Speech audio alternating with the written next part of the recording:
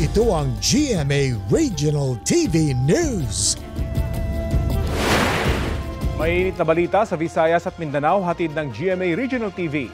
Nalunod ang isang heavy equipment operator sa Hinigaran Negros Occidental. Sara, ano daw nangyari?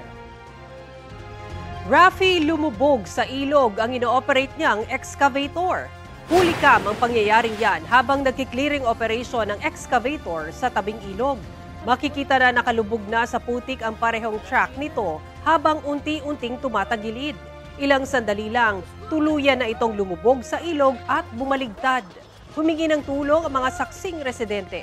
Sinubukan daw ng mga rescuer na iligtas ang operator pero malakas ang agos ng tubig. Ayon sa pulisya, nasawi ang operator matapos matrap sa loob ng 3 oras.